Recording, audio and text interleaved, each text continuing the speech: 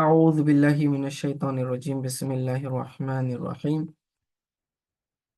وعن ابن عباس رضی اللہ عنہ قال قال رسول اللہ صلی اللہ علیہ وسلم۔ حضرت عبداللہ ابن عباس رضی اللہ تعالی عنہ سے روایت ہے کہ انہوں نے فرمایا کہ رسول اللہ صلی اللہ علیہ وسلم نے ارشاد فرمایا، ابغض الناس الی اللہ تعالی، کہ اللہ رب العزت کے نزدیک سب سے زیادہ ناپسند لوگ کون ہیں؟ ثلاثتن، تین طرح کے لوگ ہیں۔ ثلاثہ، تین۔ نمبر ایک، ملحد فی الحرم، اسلام میں نہیں سوری حرم میں بے دینی کرنے والا۔ نمبر دو، مبتغن فی الاسلام سنت الجاہلیتی، اسلام میں جاہلیت کا طریقہ اپنانے والا۔ وَمُطْلَبُ دَمِ امْرِئٍ بِغَيْرِ حَقٍّ لِيُحْرِقَ دَمَهُ، اور خون مسلم کا ناحق طلب کرنے والا تاکہ اس کو بہائے۔ رواہ البخاری، امام بخاری نے روایت کیا۔ ٹھیک ہے، اب یہ حدیث دیکھیے تو اس میں فرما رہے ہیں کہ رسول اللہ صلی اللہ علیہ وآلہ وسلم نے ارشاد فرمایا، تین طرح کے لوگ اللہ تعالیٰ کو بہت زیادہ ناپسند ہیں۔ کون کون سا؟ سب سے پہلا ملحد، شریعت میں باطل کی طرف جھکنے والے گمراہ شخص کو ملحد کہتے ہیں۔ ٹھیک ہے، یعنی مکہ و مدینہ میں بدعقیدگی اختیار کرنے والا یا رائج کرنے والا اللہ عز و جل کو سخت ناپسند ہے۔ بدعقیدگی ویسی ہی حرام ہے، لیکن حرمت والے شہروں میں اور زیادہ حرام ہے۔ یعنی گناہ پہلے سے ہی حرام ہے، بدعقیدہ ہونا یہ تو برا ہے ہی، لیکن اگر یہ بدعقیدگی حرمین شریفین جیسے مکہ اور مدینہ جیسے علاقے میں ہو تو پھر یہ اور بھی زیادہ برا ہوا۔ اس سے پتہ چلا کہ مکہ و مدینہ میں کبھی گمراہ لوگ بھی ہو سکتے ہیں۔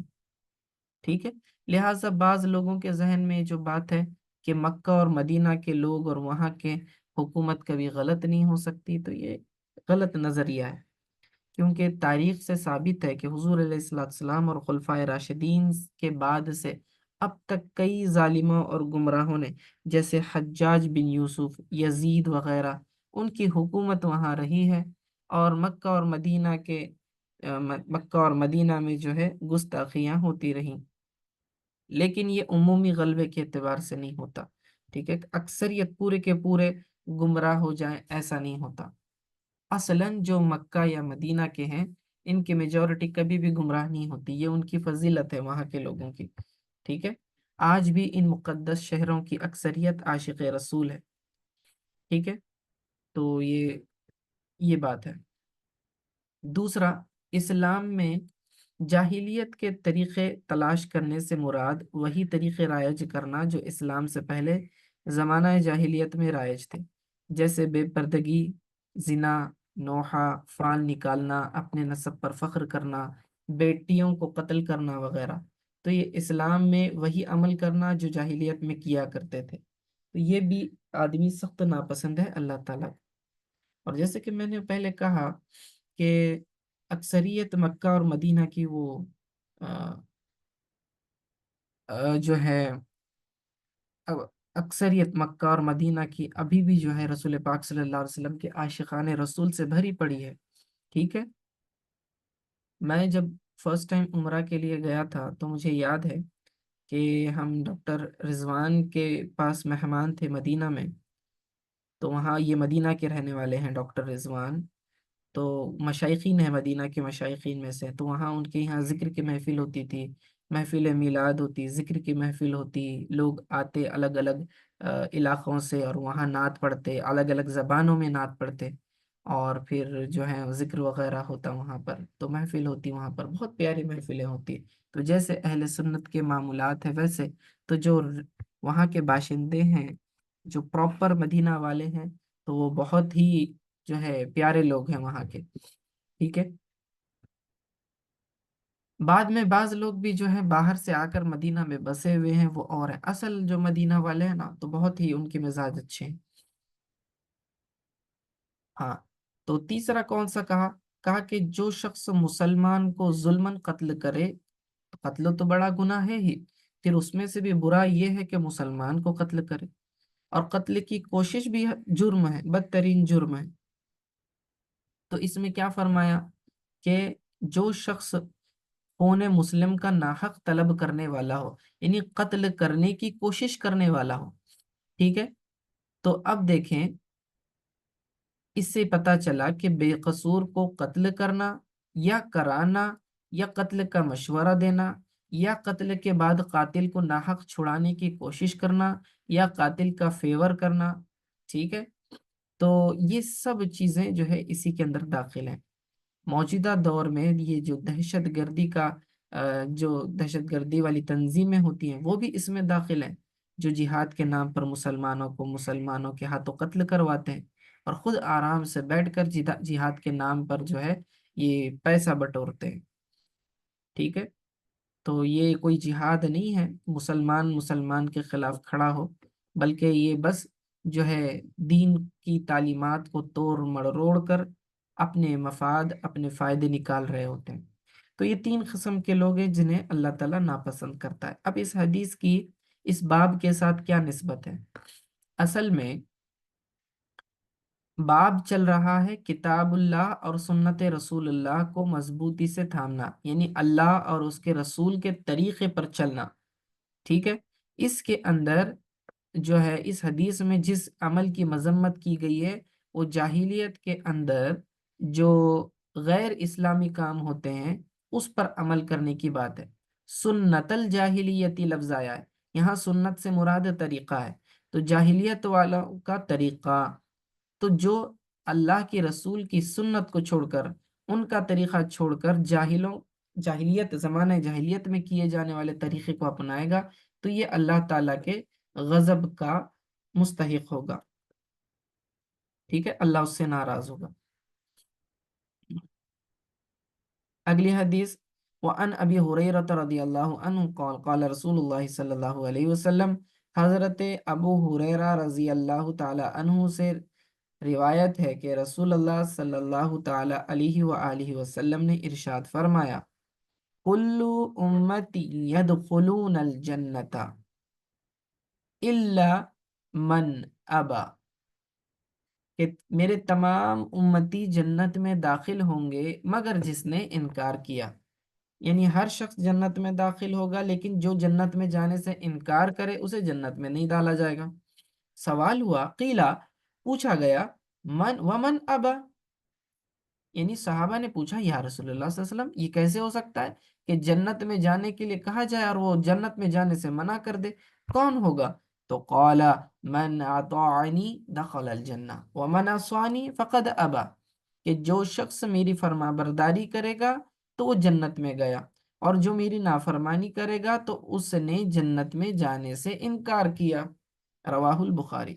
تو معلوم یہ ہوا کہ رسول اللہ پاک صلی اللہ علیہ وسلم کی اطاعت اتنی اہم ہے کہ ان کی اطاعت کرنے سے آدمی جنتی بن جاتا ہے، اور جو ان کی نافرمانی کرے، رسول پاک صلی اللہ علیہ وسلم کی سنتوں کو چھوڑ دے، ان کے طریقے کو، ان کی تعلیمات کو چھوڑ دے، اب ایسا شخص گویا کہ جنت میں جانے سے انکار کر رہا ہے، کیونکہ حضور پاک صلی اللہ علیہ وسلم کی اطاعت کرنا اور جنت میں جانا دونوں لازم و ملزوم ہیں۔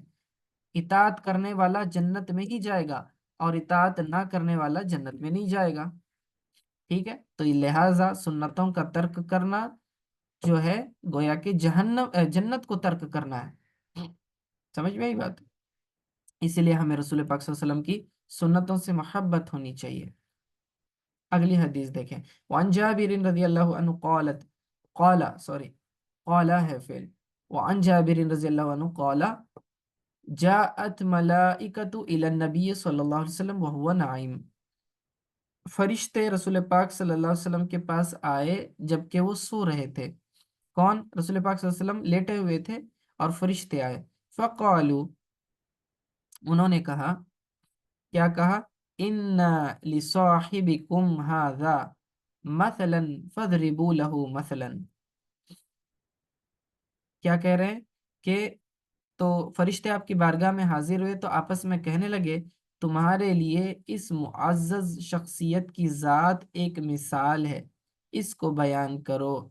قال بعضهم، تو بعض فرشتوں نے کہا انہو نائمن، تو یہ تو لیٹے ہوئے ہیں، یہ تو آرام فرما رہے ہیں، یعنی سوئے ہوئے ہیں۔ تو قال بعضهم، تو پھر بعض فرشتوں نے کہا ان العین نائمۃ،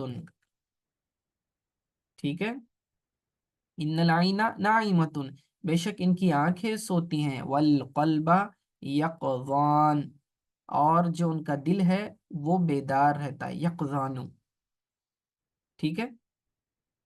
فقالو، تو پھر انہوں نے کہا مثلہ کمثل رجل بنا دارا وجعل فیها مأدوبة وبعث داعیا، کہتے ہیں وہ بولے کہ تمہارے ان محبوب کی مثال ایسی ہے جیسے کوئی شخص گھر بنائے، وہاں دسترخوان رکھے اور بلانے والے کو بھیج دے۔ فمن اجاب الداعی دخل الدار، تو جو اس بلانے والے کی دعوت کو مان لے وہ گھر میں آئے گا۔ وَأَكَلَ مِنَ الْمَأْدُوبَةِ، اور وہ اس دسترخوان سے کھائے گا۔ وَمَن لَّمْ يُجِبِ الدَّاعِيَ، اور جو دعوت دینے والے کی بات نہیں مانے گا، يَدْخُلُ الدَّارَ، لَمْ يَدْخُلِ الدَّارَ، تو وہ اس گھر میں داخل نہیں ہوگا۔ وَلَمْ يَأْكُلُ مِنَ الْمَأْدُوبَةِ، اور وہ اس دسترخوان سے کچھ نہیں کھا سکے گا۔ فَقَالُوا، تو فرشتے کہنے لگے اولوہا لہو یفقہہا، اس کے بعد فرشتوں نے آپس میں کہا کہ اس مثال کی تفصیل بیان کرو۔ قال بعضهم، تو دوسرے فرشتوں نے کہا انہو نائم، بے شک یہ تو سوئے ہوئے ہیں۔ وقال بعضهم، تو پھر دوسرے فرشتوں نے کہا ان العین ناعمۃ والقلب یقظان، کہ بے شک ان کی آنکھیں سو رہی ہیں لیکن دل جاگتا ہے۔ فقالوا، تو انہوں نے کہا الدار الجنت، جو انہوں نے گھر کہا تھا پہلے مثال میں، تو گھر سے مراد جنت ہے۔ والداعی محمد صلی اللہ علیہ وآلہ وسلم، اور جو دائی ہیں، بلانے والے ہیں، دعوت دینے والے، وہ محمد مصطفیٰ صلی اللہ علیہ وسلم ہے۔ فمن اطاع محمدا فقد اطاع اللہ، جس نے محمد صلی اللہ علیہ وسلم کی اطاعت کی تو اس نے اللہ کی اطاعت کی۔ ومن عصى محمدا فعصى اللہ، فقد عصى اللہ، تو جس نے رسول پاک صلی اللہ علیہ وسلم کی نافرمانی کی تو اس نے اللہ کی نافرمانی کی۔ ومحمد فرق بین الناس، اور محمد مصطفیٰ صلی اللہ علیہ وسلم کی ذات حق اور باطل میں فرق کرنے والی ہے، ٹھیک ہے، امام بخاری نے اسے روایت کیا۔ اب فرشتوں کا آپس میں یہ کلام کرنا امت کو نبی کریم صلی اللہ علیہ وسلم کی شان بتانے کے لیے ہے، تاکہ کوئی بھی حضور علیہ الصلوۃ والسلام کو اپنے جیسا بشر نہ سمجھے، اپنے جیسا عام انسان نہ سمجھے۔ حضور پاک صلی اللہ علیہ وسلم انسانوں میں سے تو ہیں لیکن عام انسانوں جیسے نہیں ہیں۔ ہم سوئیں تو وضو ٹوٹ جاتا ہے، آقا علیہ الصلوۃ والسلام سو جائیں تو ان کا وضو نہیں ٹوٹتا۔ وجہ کیا ہے؟ وجہ یہ ہے کہ انبیاء علیہ الصلوۃ والسلام کا دل نیند میں بھی غافل نہیں ہوتا بلکہ رب تعالیٰ کے حضور حاضر رہتا ہے۔ تو اس حدیث پاک کی شرح میں ملا علی قاری اور علامہ طیبی رحمۃ اللہ تعالیٰ علیہ نے فرمایا کہ قوت قدسیہ والے، فرشتوں والی جس کی قوت ہوتی ہے، سونے میں زیادہ قوی احساس رکھتے ہیں، اسی لیے انبیاء کرام کی نیند سے وضو نہیں توڑتا، وہ بے خبر نہیں ہوتے، ٹھیک ہے، تو یاد رکھنا۔ تو یہ اصل میں یہاں پر فرشتے کلام کر رہے ہیں، حضور پاک صلی اللہ علیہ وسلم لیٹے ہوئے ہیں۔ اب لیٹے ہوئے ہیں تو فرشتے اگر آپس میں کلام کریں گے تو کیا رسول اللہ صلی اللہ علیہ وسلم سن پائیں گے؟ کیونکہ اگر کوئی شخص گہری نیند میں سویا ہوا ہو اور اس کے بازو میں بیٹھ کر آپ بات چیت کریں تو اسے سنائی نہیں دیتا، اور اگر اسے ہی سنانا مقصود ہو تو پھر یہ سنانا فضول ہو جائے گا اگر وہ سن نہیں رہا ہوگا تو اس سے معلوم ہوا کہ فرشتے جانتے تھے کہ نبی علیہ الصلوۃ والسلام اگر سوتی ہوئی حالت میں بھی ہوں تب بھی جو ہے غافل نہیں ہوتے، نبی کبھی غافل نہیں ہوتا، ٹھیک ہے۔ تو آنکھیں سو رہی ہوتی ہیں لیکن دل جاگ رہا ہوتا ہے، تو یہ حضور پاک صلی اللہ علیہ وسلم کا معجزہ بھی ہے۔ اسی لیے فرشتے آپس میں ڈسکشن کر کے کہہ رہے ہیں کہ تم مثال بیان کرو تاکہ حضور پاک صلی اللہ علیہ وسلم جو ہے اسے سنیں اور اپنی امت کو بتائیں۔ اب اس حدیث کو بیان کرنے والے رسول اللہ صلی اللہ علیہ وسلم ہیں، یہ اس بات کا ثبوت ہے کہ آقا علیہ الصلوۃ والسلام نے فرشتوں کی بات سنی اور ہمیں سنایا۔ اگر وہ پوری طرح سے سو رہے ہوتے جیسا کہ ہم سوتے ہیں پھر تو انہیں پتہ بھی نہیں چلتا کہ فرشتوں نے کیا بات کی۔ معلوم یہ ہوا کہ نبی علیہ الصلوۃ والسلام معمولی بشر نہیں ہے، ہم عام انسانوں جیسے نہیں ہیں، بلکہ حضور علیہ الصلوۃ والسلام کی نیند بھی ہماری نیند جیسی نہیں ہے، تو پھر ان کا جاگنا ہمارے جاگنے جیسے کیسے ہو سکتا ہے؟ ٹھیک ہے۔ اب ایک اعتراض یہاں پر یہ وارد ہوتا ہے کہ اگر نبی علیہ الصلوۃ والسلام کبھی بھی غافل نہیں ہوتے، دل غافل نہیں ہوتا، تو کیا وجہ ہے کہ ایک موقع پر حضور علیہ الصلوۃ والسلام کی فجر کی نماز قضا ہوئی تھی؟ اگر نبی کا دل جاگتا ہے تو پھر نماز قضا کیوں ہوئی؟ تو اس کا جواب یہ ہے کہ حضور صلی اللہ علیہ وسلم کا فجر کے وقت نہ اٹھنا اور نماز قضا ہونا یہ غفلت کی وجہ سے نہیں تھا، بلکہ رب تعالیٰ نے اپنے محبوب صلی اللہ تعالیٰ علیہ وسلم کو اپنی طرف متوجہ کر کے نماز قضا کرا دی، تاکہ امت کو قضا نماز کے احکام پتہ چلیں۔ اگر نبی علیہ السلام کی قضا ہی نہیں ہوتی نماز، تو پھر قضا نمازوں کے احکام پتہ کیسے چلتے؟ تو یہ امت کی تعلیم کے لیے تھا، ورنہ نبی کبھی غافل نہیں ہوتا۔ ٹھیک ہے۔ اچھا، اب اس مثال میں دیکھیں، مثال کتنی پیاری دی گئی ہے کہ کوئی دعوت دینے والا کسی گھر میں دعوت کے لیے بلائے، جو دعوت یہ جو ہے دعوت قبول کرے گا وہ گھر کے اندر داخل ہو جائے گا اور یہاں کھانا کھائے گا، اور جو دعوت قبول نہیں کرے گا وہ گھر میں داخل نہیں ہوگا اور کھانا بھی نہیں کھائے گا۔ تو یہاں دعوت دینے والا یہ آقا علیہ الصلوۃ والسلام کی ذات ہے، اور جو گھر کی بات کی گئی وہ جنت ہے۔ تو جو حضور صلی اللہ علیہ وسلم کی بات مانے گا وہ جنت میں جائے گا، وہاں کی نعمتوں سے کھائے گا، اور جو ان کی بات نہیں مانے گا تو نہ جنت میں جائے گا نہ وہاں کی نعمتوں سے کھائے گا۔ صاف بات ہے۔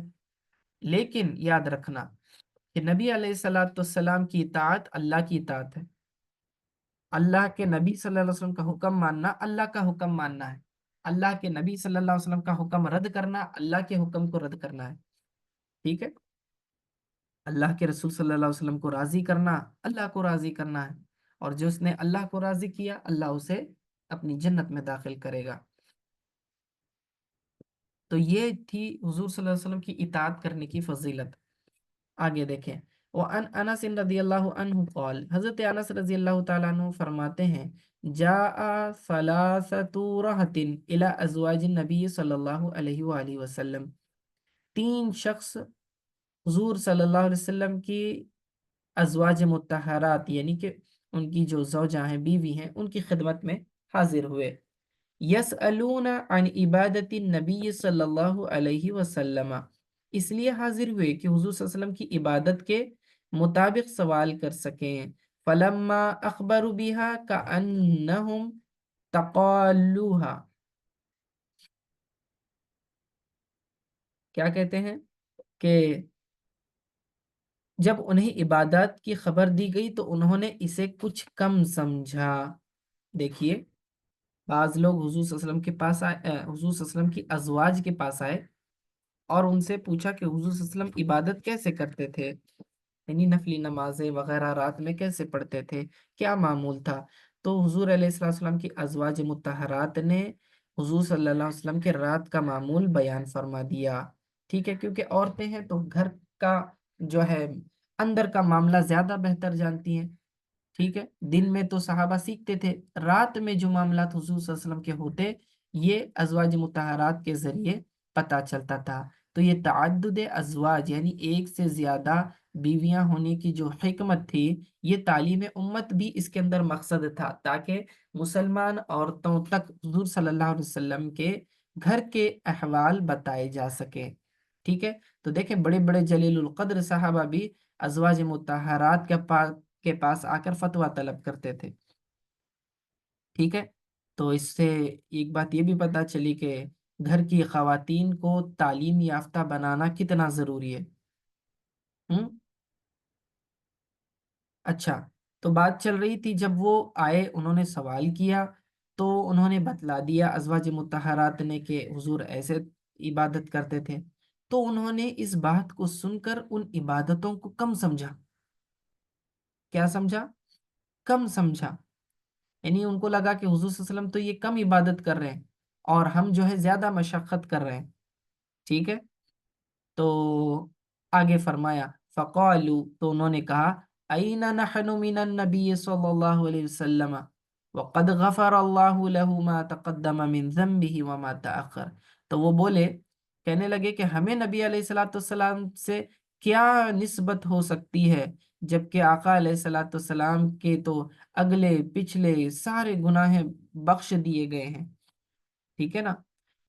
तो हुजूर अलैहिस्सलाम ने उनके सदक़े जो है अगली पिछली सब लग़्ज़िशें बख्श दी हुई हैं, तो हम तो गुनहगार बंदे हैं।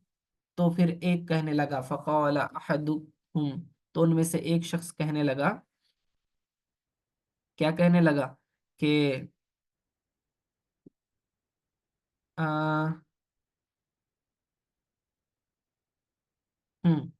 फ़क़ाल अहदुहुम, तो उनमें से एक शख्स ने कहा, अम्मा अना फ़उसल्ली लैल अबदन। तो एक शख्स कहने लगा कि मैं अब सारी रात नमाज पढ़ूंगा, सारी सारी रात पढ़ूंगा। ठीक है। वक़ाल आखिर, और दूसरे ने कहा, अना असूमुन नहार अबदन, मैं सारा सारा दिन जो है रोजा रखूंगा, यानी मुसलसल रोजे रखूंगा। वला उफ्तिरु, और इफ्तार ना करूंगा। ठीक है। वक़ाल आखिर, और तीसरे ने कहा, अना अअतज़िलुन निसा फला अतज़व्वजु अबदन। तो उसने कहा कि मैं औरतों से अलग रहूंगा और कभी निकाह ना करूंगा। फजा अन्नबी सल्लल्लाहु अलैहि वसल्लम, तो इसी वक्त नबी करीम सल्लल्लाहु अलैहि वसल्लम तशरीफ लाए, इलैहिम, उनके पास। फ़क़ाला, फिर उन्होंने फरमाया, अंतुमुल्लज़ीना क़ुल्तुम कज़ा व कज़ा, कि क्या तुम आपस में ये बातें कर रहे थे, ऐसी ऐसी बातें कर रहे थे। ठीक है।